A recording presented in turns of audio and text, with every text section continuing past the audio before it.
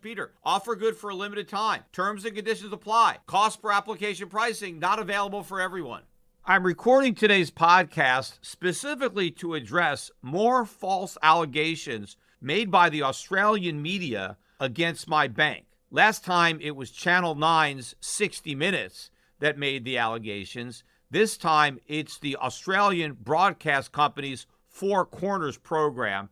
ABC is a publicly funded broadcast company in Australia, kind of like PBS here in America. So clearly you would expect them to be very left of center, given that it is a government-owned broadcasting company. And clearly, based on the broadcast, they had an agenda and they distorted the facts to fit into their agenda, which is very much the same strategy that 60 Minutes used. The big difference between the allegations that were made by Four Corners and those that were made over a year ago, and which are the basis of a defamation lawsuit, is that ABC's program didn't mention my name at all. They didn't use my photograph. They did talk about Euro Pacific Bank and that it was located in Puerto Rico, and they rehashed many of the same false allegations that were the basis of my defamation lawsuit against Nine and the reporters involved in that broadcast. And I think the reason they specifically left my name out is they don't want to be sued. There was another bank in Cyprus that they used to try to discredit the Perth Mint with, because they claimed that this was also a bad bank. And in that case, they went over the owner of the bank and all the ways that he was supposedly a bad guy, and they wanted to somehow impugn the integrity of the Perth Mint because they were dealing with this bad bank owned by this bad guy. They did the same thing with my bank. They tried to say that the Perth Mint was bad because it did business with this bad bank, but they didn't name me because I think they were worried that I was going to sue them. Now, I still have a defamation lawsuit, according to my lawyers, even though they didn't name me. By making all these false accusations against my bank, many people in Australia know that I own this bank because they saw the 60 Minutes broadcast. So you really can't talk about all the bad things that Euro Pacific Bank was doing and people not realize that I'm the owner of the bank. After all, the 60 Minutes broadcast clearly said that it's my bank, I run the bank, I'm the face of the bank, I'm at the center of it all, that my name was the name that kept coming up, that it was me, that I specifically set up my bank to help tax evaders and money launderers. That was the purpose of my bank. That's the reason I moved it to Puerto Rico. And so by making these allegations against the bank, they have in effect defamed me. And I can't sue them. And if I do sue them, I probably will win. The only question is it worth it? Because I already have a lawsuit against 60 Minutes. I will eventually win. It's just taking a long time because my adversaries are doing everything they can to drag it out. They have no case. What they should be doing is apologizing for everything that they did, but instead they're just digging in their heels. And by now they must realize that everything they said was wrong. Maybe they legitimately believed some of these allegations when they first made them, but they can't possibly believe them now. But I think their conduct has been even worse since I sued them than before. But the problem with suing ABC and for the Four Corners is, yes, I could win, but what are my damages? Because I don't know that there's any additional financial damage associated with a rehash of false allegations that have already been made. The damage has already been done. I lost tens of millions of dollars personally as a result of the defamation from 60 Minutes. The lawsuit will give me the ability potentially to recover that money. But I don't know that there's any additional damages. Maybe there's some minimal amount, but it would not be worth the time or the money to pursue them. Now, maybe I will. I don't know. I have a year to sue them. That's the statute of limitations. So maybe I'll see what happens if I win my lawsuit against 60 Minutes by then and collect a judgment, and I'm no longer paying all those legal bills. Maybe I'll be willing to pay more legal fees to file a brand new lawsuit. And once I win and get a huge judgment against 60 Minutes, maybe Four Corners will see that example and fold and just issue a retraction. But I'm probably going to have my lawyers send them a letter and ask them to do that now and preserve the right to sue if they don't, because I'm going to point out each and everything that they accuse the bank of doing and why it's false, and challenge them that they need to produce some evidence that what they've alleged is true. And if they have no evidence to suggest that these allegations are true, they need to be withdrawn. And by the way, one of the criticisms they had about that Cyprus bank is that it accepted the accounts of politically exposed people, PEPs. And so they said that that meant that the Perth Mint could possibly have been holding on to gold that belongs to corrupt politicians or other sanctioned individuals. What they didn't point out was that Euro Pacific Bank, as a matter of policy, refused to accept any accounts for politically exposed people. So if one of those individuals applied for an account at the bank, it was rejected. So with respect to my bank, there was zero chance that the Perth Mint was even indirectly doing business with politically exposed people. The purpose of today's podcast is I want to go over the false allegations that were made, not only about me, but also about the Perth Mint, because the Perth Mint was really the target of this broadcast. They just brought me in to try to use me to discredit the Perth Mint, because if I'm a bad guy or my bank is bad and the Perth Mint is doing business with my bank, well, then they're bad. The problem is my bank is not bad. There is no evidence to suggest that my bank did anything wrong. I don't care that the media has accused my bank of doing something wrong, and it doesn't matter that governments have investigated my bank because at one time they believed we did something wrong. The bottom line is the investigation is over, and they know we did nothing wrong. All the parties know that we've done nothing wrong, yet nobody wants to admit that. In fact, the very first thing that ABC did wrong when they introduced my bank into this broadcast is they deliberately misled the audience by saying that my bank is currently under investigation for suspicions of facilitating tax evasion and money laundering. That is not true. That investigation ended over a year ago. Yes, at one time, the bank was under investigation because there was some suspicion that we were doing this, but the investigation itself proved that we were not, that those suspicions turned out not to have been justified because we didn't actually do anything wrong. That's why nobody at the bank was indicted for anything. It was a criminal investigation. The purpose of the investigation was to see if anybody committed crimes. Money laundering and tax evasion are crimes. They are punishable by jail. And the fact of the matter is, not a single person associated with the bank, not an employee, not an officer, not a director, not a shareholder, nobody was charged with anything. The investigation has long since ended. Now, the problem with these government investigations is they don't give you a clean bill of health at the end of the investigation. They don't say the investigation is over, congratulations, we found nothing. They simply go away. In fact, the lawyer that the bank hired a couple of years ago when the investigation first started, 2-3 years ago, whenever it was, I asked the lawyer at that time, are they going to tell us when the investigation is over? And they said, no, that's not how they operate.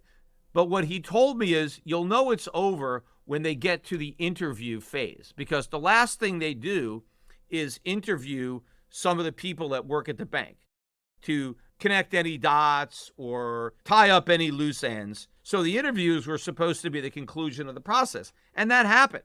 That was a year and a half ago or something like that. I forget the exact dates. But they interviewed, I think, 3 people at the bank. They worked in the compliance department. That was it. It's interesting that one person they didn't ask to interview was me. They never questioned me about the bank, and probably because they realized after a 2-year investigation that I had absolutely nothing to do with the bank. I didn't work at the bank. I didn't get involved in the day-to-day operations. And so there was no point in even asking me any questions. That's how innocent I am. Now, of course, 60 Minutes accused me of masterminding the whole crime, being the face of the bank, the person who had deliberately set up the bank to help criminals launder money and evade taxes. Yet they didn't even have any questions for me. And that's because there was no evidence at all that I did anything wrong. So why bother to interview me? Ever since those interviews, we haven't heard anything from the government. There haven't been any more requests for documents. Pretty much what my lawyer said, it's over. In fact, the grand jury that was convened to investigate my bank out in Sacramento has been disbanded. The prosecutor who was leading the efforts to get some indictments, he doesn't even work for the IRS anymore, the government. He now has a job as an in-house counsel at Coinbase. So the whole thing is over. So instead of reporting the truth that my bank was suspected of laundering money and evading taxes, but those suspicions turned out to have been invalid because the investigation didn't turn up any evidence that the bank facilitated either, they left their audience with the false impression that this investigation is ongoing, so they think that maybe there's going to be charges eventually, that they're going to find the evidence that they're looking for. They didn't want to admit that no evidence was found. So right off the bat, I knew, okay, this is not going to be accurate because they're already misinforming their audience about the status of the investigation. Now, they also talked about the fact that several of the bank's customers, or lots of the bank's customers, I don't know, are also the subject of investigation, which apparently is true. I know the UK government claims that they're investigating 500 or 600 clients in the UK that had accounts with the bank. By the way, we only had about 100 Australian clients at my bank. That's it. And I think their average account size was about $30,000 total. That would include whatever money they had in gold, but the vast majority of it was not in gold. So this is nothing. This is insignificant. They made a mountain out of a molehill when they talked about how my bank was this huge threat to Australia. It wasn't a threat to anything. But yes, apparently there are some investigations of the bank's customers. I don't know for a fact because I haven't been able to validate that. There were a couple of people that were apparently arrested and let go, but they were charged with tax evasion and money laundering in the UK. And the articles claim that they got these guys in connection with the investigation of customers of my bank. Now, it didn't say that they were customers of my bank, and I have no way of verifying whether or not they were because they didn't give out their names. Now, they did say that they live in Liverpool, so I did check the records, and we had 11 customers that lived in Liverpool. 6 of the accounts had been closed, and 5 were still active. Now, maybe it's one of those accounts. If anything, if it turns out that they did have an account, it's more likely one of the accounts that we closed, if in fact they were doing money laundering or tax evasion, because my bank had such strict KYC and AML procedures that if we actually had customers that were using their account for some kind of nefarious purpose, chances are we found out very quickly and put a stop to it. And so maybe the accounts that are being investigated are the ones that we closed for red flags. But again, I have no idea. But all that is irrelevant to the bank because the reason they're now investigating the customers is because they found nothing on the bank. But if the bank in no way helped its customers launder money or evade taxes, then chances are they weren't doing it because they didn't get any help from the bank.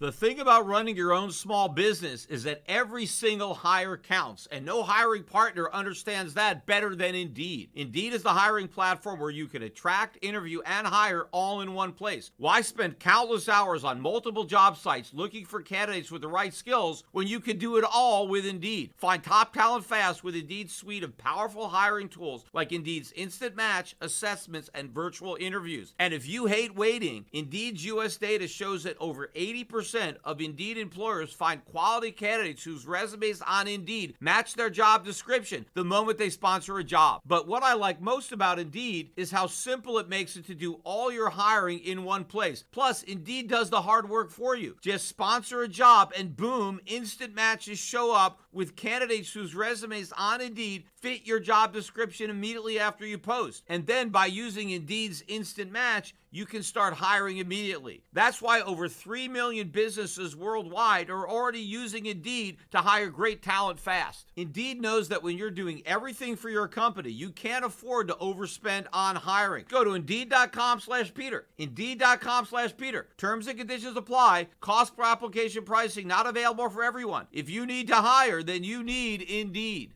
Now, they also made a big deal about the fact that Puerto Rican regulators shut the bank down, but at least they were honest about the reason, which was a lack of capital. But it is not a coincidence that my bank was falsely accused of helping criminals launder money and evade taxes, and that as a result of those false allegations, the bank ended up losing so much money that it had inadequate capital and then got shut down by regulators for that reason. It wasn't shut down because it was helping its customers launder money or evade taxes. It ended up getting shut down because those false allegations that it was doing that caused it to lose so much money. That's why these investigations are supposed to be kept secret, so not to unfairly taint people that end up being innocent. You see, the government believed my bank was doing something wrong. After they investigated the bank, they found that it wasn't doing anything wrong. But because the IRS leaked the investigation to 60 Minutes,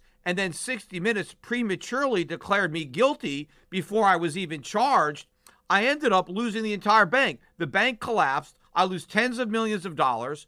All the depositors, by the way, it's now been 8 months since the bank was put into receivership for no reason, and no one has had access to their money. So there's so much collateral damage here as a result of this. But had the investigation remained quiet, like it should have, had the government not illegally leaked the fact that I was being investigated to these reporters, the investigation would have ended. Nobody would have known the bank was ever investigated, and so nothing bad would have happened. The bank wouldn't have lost all this money. None of its counterparties would have ever known that the bank was suspected of anything because the bank was completely innocent. And so all that would have happened is we would have had to been inconvenienced by the cost and the hassle of complying with the investigation, which the bank did in good faith. We were complying with that investigation for about 8 months before 60 Minutes came out and spilled the beans about the investigation. And in fact, I didn't even know at the time that 60 Minutes spilled the beans, I didn't even know that the bank was the target of the investigation because the IRS lied to us. They told us they were investigating our customers. They never once told us that the bank was a subject of that investigation. We were just there as a custodian of records. Now, as it turned out, the government lied to us. They told the truth to 60 Minutes that they were investigating us, but then 60 Minutes lied and claimed that I was guilty, even though they had no evidence and I hadn't even been charged. But now that they realize that I'm completely innocent, instead of acknowledging their mistake and apologizing, they are continuing to dig in their heels, run up my legal bills, and delaying my ability to correct the record and clear my name. Another false allegation that Four Corners made about the bank is they said that the bank was moved to Puerto Rico because it would be easier for the bank to hide the identity of its customers from their home country's governments and therefore make it easier for them to evade their taxes or launder money. That is not true. That is the same false allegation that 60 Minutes made. And in my current defamation lawsuit, they have not been able to produce one shred of evidence to support the accusation that that was the motivation for the move of the bank. Now, it wasn't the motivation for the move of the bank. I told the 60-minute reporters during the initial interview, which is one of the reasons I really want to get that footage. They have refused to release the uncut footage of my interview that took place in the foyer of my Connecticut home. But Nick McKenzie asked me if I moved my bank to Puerto Rico for this particular reason, and I didn't even know what he was talking about. I asked him to explain that because I wasn't even familiar with the rule that he said that we were trying to avoid, and that was why I moved the bank. And I said, well, that can't possibly be why I moved it because I didn't even know about it. But I explained that the reason I moved the bank to Puerto Rico in 2017 was because I moved to Puerto Rico in 2017, and by running a bank in Puerto Rico, the income from the bank to me is taxed at 4%. And if I left it in St. Vincent's, it would have been taxed at ordinary U.S. income tax rates. I'd rather pay 4% than 30 some odd percent. But also there were other reasons to make the move because we were told that Puerto Rico is a much better jurisdiction to operate a bank. In fact, I got an account at the Federal Reserve, which was extremely valuable. I never could have got that account at the Federal Reserve if I stayed in St. Vincent's. It was only by moving to Puerto Rico, a better jurisdiction, that I was able to get that account. Also, I got a deal with American Express to be a global issuer of their cards. They never would have given me that deal if the bank was still in St. Vincent's. Now, once 60 Minutes accused the bank of laundering money and evading taxes, American Express rescinded their offer. They said that we can no longer be associated with you based on these accusations. That's just another way that the defamation caused me to lose so much money. But also the ultimate irony on the suggestion that I moved the bank to Puerto Rico to help my customers hide their money was that St. Vincent's actually had bank secrecy. Puerto Rico has no bank secrecy. So I gave up all the bank secrecy to move to Puerto Rico. So clearly, secret bank accounts was not important to my business model, or I wouldn't have given it up. It didn't even matter. We weren't marketing the bank as being private or secret. We were marketing it based on the services that it provided. In fact, another false allegation that was made during this broadcast was that my bank had branded itself to be a solution to tax problems. This was totally made up. Again, 60 Minutes made up something similar, but it's not true. If you go to my bank's website, there's nothing on there about solutions to tax problems. There was nothing in any of our marketing material about the bank helping you solve your tax problems. In fact, the only time taxes were mentioned is when people opened up accounts at our bank. We made them sign off that they were in full compliance with their local tax laws and that they weren't using this bank account to evade tax obligations and that they were current on their taxes. That's it. So we actually got our customers to certify before we would do business with them that they weren't going to use the bank to avoid taxes. And based on all of our KYC and AML, we made damn sure that those were honest statements. Because if we saw any evidence that anybody was using their account to try to evade taxes, we immediately shut down their account so that they couldn't do it. Four Corners even accused my bank of helping Americans evade their taxes, which is another lie because the bank didn't even accept American citizens or residents as customers. We didn't have any American customers. So if we didn't have any American customers, how could we possibly have helped Americans evade their taxes? We didn't. But clearly, they didn't do enough investigation into the bank before they made these unsubstantiated and completely false allegations. They even invited this professor on who claimed, as if it was a matter of fact, that hundreds, more likely thousands of Euro-Pacific Bank customers were illegally evading taxes through my bank. Thousands of customers. That would mean 2,000 or more. I think we only have about 6,000 customers in total at this point. So 1/3 of the bank's customers are illegally evading their taxes. What proof does she have that that is true? Does she have any proof that even one person used my bank to evade taxes? No. You would think that if 1/3 of the bank's customers were illegally evading taxes, the investigation would have found that out by now. There was a 2-year investigation. 6 governments investigated my bank, yet found no evidence. If it was replete with that much tax evasion, 1/3 of the customer base illegally evading their taxes, there would have been some evidence found, but no evidence was found because it wasn't happening. It was just made up. Now, maybe Four Corners can say, we didn't say that. This professor said that. Yeah, but you gave the professor the microphone to say it, and you gave her a lot of credibility. You didn't push back. You didn't ask her, really? What evidence do you have? I don't think she's ever even looked into my bank. She can't possibly have any evidence. She's just making these false allegations. I could probably sue her too. Problem is, she probably doesn't have that much money. It would be a waste of time. Then they also dug up one of the same guys that was on the 60 Minutes broadcast making false allegations about my bank. In particular, again, the reason why it was relocated to Puerto Rico, but he also doesn't have any real understanding of the bank's relationship with Perth Mint or the gold that was held on behalf of the bank at the Perth Mint, because they keep saying it was the customer's gold. It wasn't the customer's gold. It was the bank's gold. The customers did not own the gold at Perth. That gold belonged to the bank. Euro-Pacific Bank customers wanted exposure to gold, and we gave them the ability to hold their bank deposits in gold. They could also hold them in dollars. We had dollars, in euros, in Swiss francs, in British pounds. You could hold your deposits in various currencies, or you can hold them in gold. The bank then chose to cover that exposure using the Perth Mint, but the customers had no direct access to that Perth Mint gold. They couldn't take delivery of it. They couldn't transfer it to third parties. All they could do is buy or sell gold, and the bank offset that liability by buying or selling gold and silver at the Perth Mint. That's it. They made a big deal about the fact that the bank did this through an omnibus account. Well, that's the only way the bank could do it.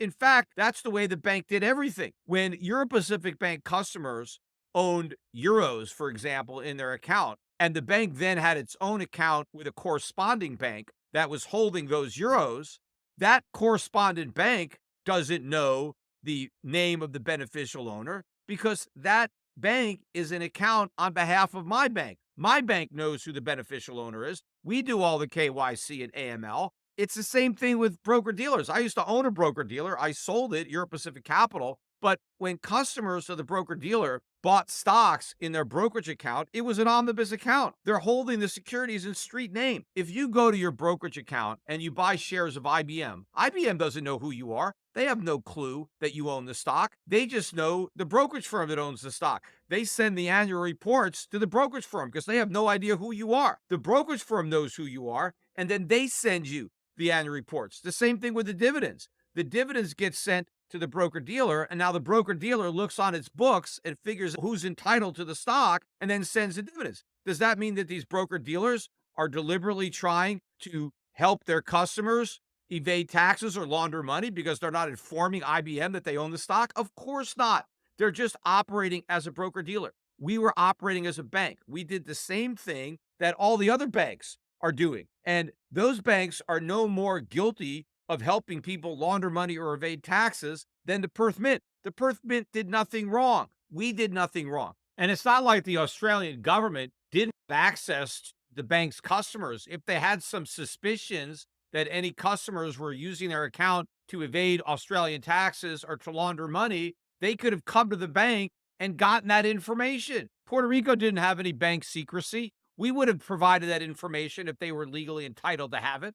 None of the accounts at Euro Pacific Bank were numbered. Every account had a name. We knew all of their identities. And if they were subject of an investigation, the government of Australia, even the Perth Mint, could have asked the bank about the identity of some of the clients. But again, the gold wasn't even owned by the clients because they had no title to it. They had no ability to do anything with it. We just covered our exposure using Perth, and we had the right to change custodians from Perth to any that we chose. The client had no say in the matter. In fact, Four Corners said that money launderers and tax evaders were targeting the Perth Mint to evade taxes and launder money through my bank. No, they were not. If you had an account at my bank and you decided that you wanted to keep some of your deposit in gold as opposed to euros or British pounds, that didn't change anything about the nature of your account. It didn't make it any easier for you to evade taxes or launder money just because you kept some of your bank account in gold instead of a currency. It was exactly the same. What Four Corners is trying to do is to take something that has absolutely nothing to do with money laundering or tax evasion and falsely equate it with doing that. And they're looking at the fact that, yes, every time the bank did a transaction that involved gold, that we didn't inform the Perth Mint of the identity of the customer. Well, the same thing was true when they did an FX transaction. If someone exchanged euros for British pounds, we didn't provide the corresponding banks with the identities of those customers either. We just did the FX. We weren't trying to hide anything. We were just acting as a bank. Similarly, the bank owned a broker-dealer. When customers sold one stock and bought another, we didn't inform those corporations of the identity of our customers either. In fact, they talked about some specific large transaction that they attributed to a bunch of organized criminals that was made through our omnibus account. And they said on the broadcast, 17 million. In a news article I read, they said 25 million. I know for a fact that we never had a transaction anywhere near that size with respect to the Perth Mint. Our clients were not that large. We had relatively small customers. Yes, at one point, we did have maybe 30 million or so in gold on deposit at the Perth Mint, but it took years to accumulate that much gold, maybe 8 to 10 years of small purchases. That's how long it took us. So we never had this gigantic transaction that they were referencing. And again, the purpose of that account was not to disguise the identity of anybody. The purpose was simply to allow the bank to offer gold and silver to customers through their bank account. We didn't do anything different with Perth than we did with any other correspondent bank that was holding currency. But the problem is the reporters at Four Corners have an axe to grind because they don't like gold. It's clear. They think the only reason that somebody would buy gold is to use it to launder money or evade taxes. They don't realize that the only tax people buying gold are trying to avoid legally is inflation.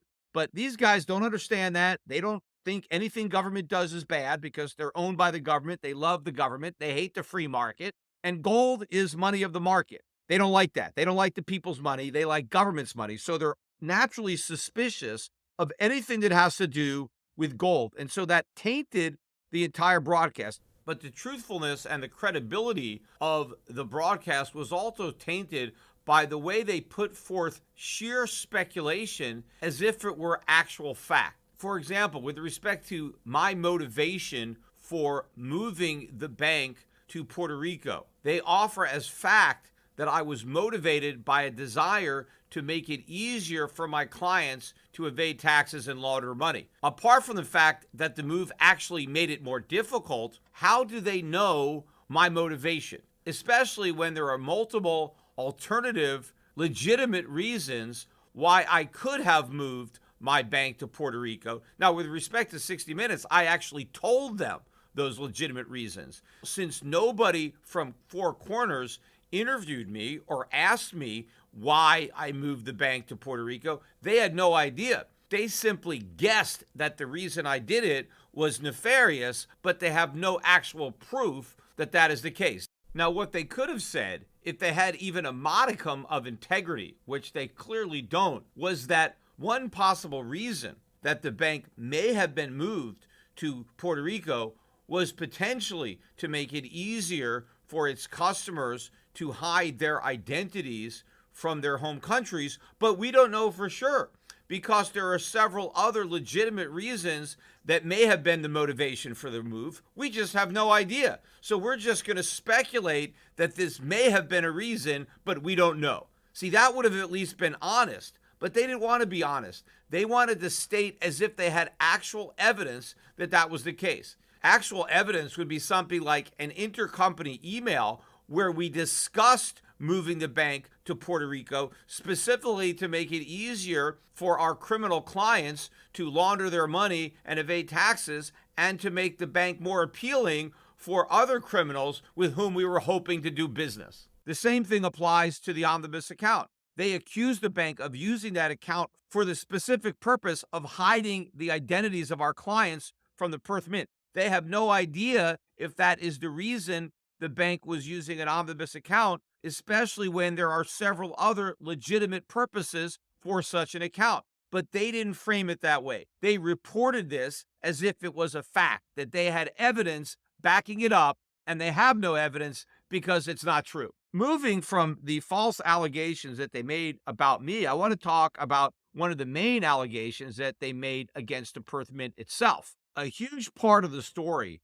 was the fact that they had uncovered this footage of a former Hells Angels leader buying $27,000 worth of gold at the Perth Mint gift shop. And apparently all they did is ask for his driver's license to check his ID. They didn't run a huge background check on this guy. They just allowed this ex-con to buy $27,000 worth of gold. And supposedly this was a huge violation of law. This was a terrible thing that they did, letting this guy buy gold. Now, first of all, he's buying gold. Big deal. He's not buying a firearm. Of course, I believe that people have a right to own firearms, but not in Australia. They have very strict gun control over there. But apparently gun control is not enough. They want gold control too. They don't want to just disarm Australians. They want to leave them defenseless when it comes to inflation as well. If you've been convicted of a crime, that doesn't mean you no longer have a right to own gold. Who cares? Yes, the guy paid his debt to society. He committed a crime. He's a free man. He's got a right to own gold. Are you going to be upset if a supermarket sells an ex-con food? I mean, after all, you can't commit crimes on an empty stomach. Think about it. You feed a criminal, and now he goes out and commits crimes. If he starved to death, he couldn't commit those crimes. So maybe ex-cons shouldn't be allowed to buy food, because that makes as much sense as saying they can't buy gold. Now, apparently what they said was they need to make sure that the money he's using to buy gold, that wasn't the proceeds of crime. Now, they made it a point to say that they have no evidence that this money was the proceeds of crime. They're just upset that the Perth Mint didn't look into the origin of the money before they sold him the gold. But according to the facts that they disclosed, When this individual originally walked into the Perth Mint gift shop to buy that gold, he had cash. And the Perth Mint refused to sell him the gold for cash. They said, we don't take cash. Why? Because maybe it's a risk that there's the proceeds of crime.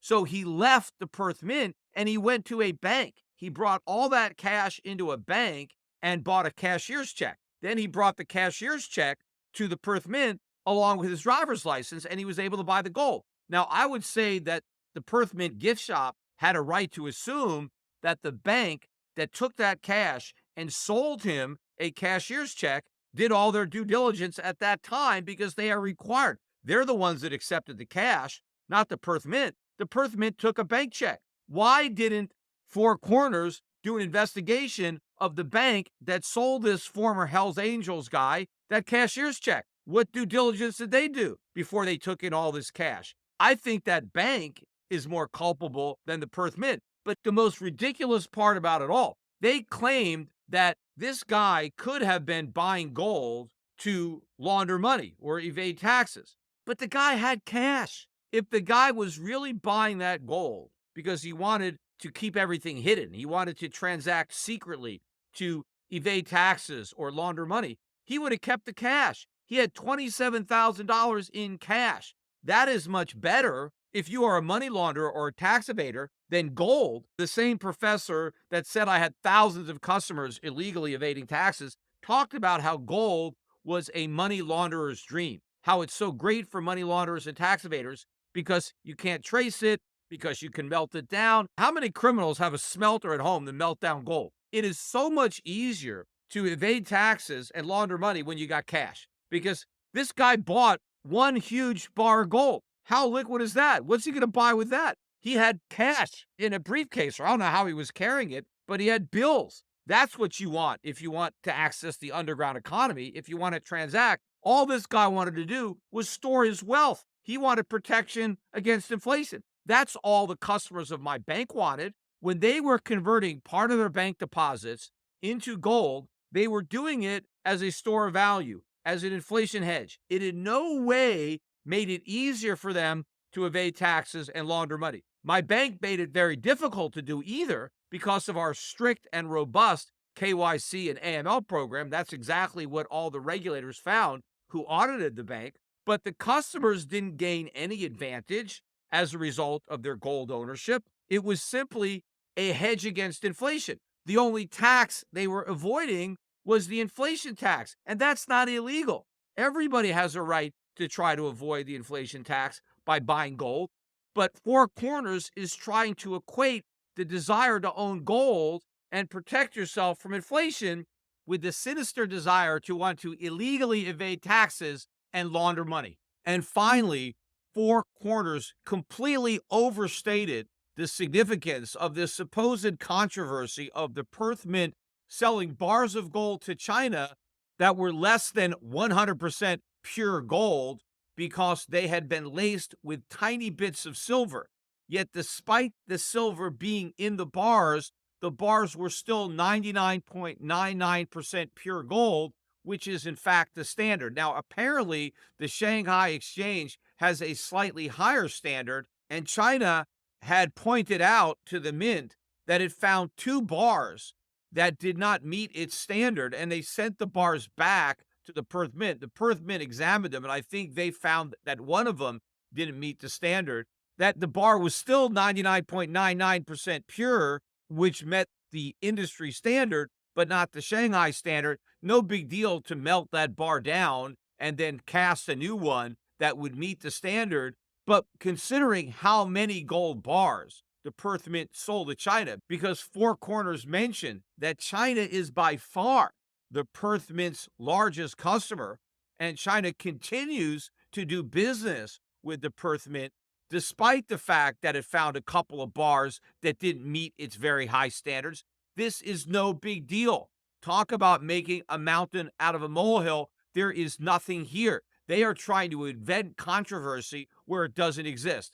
They just have it out for the Perth Mint, and they are trying to pretend that the Perth Mint is doing all of this bad stuff, including doing business with Euro Pacific Bank, but there is nothing wrong with doing business with Euro Pacific Bank because Euro Pacific Bank did nothing wrong. It doesn't matter that at one point, several governments suspected that the bank was doing something wrong because those very governments investigated the bank and they found out that they were wrong to have been suspicious of the bank because the investigation itself completely exonerated the bank. So just like they have to pretend that the Perth Mint did so many things wrong, they have to pretend that my bank did a bunch of things wrong so they can pretend that the Perth Mint is guilty by association. But the real fraud that's being committed here is not by the Perth Mint, it's not by my bank, it's by the reporters at ABC's Four Corners. The bottom line is the entire broadcast was a complete fraud.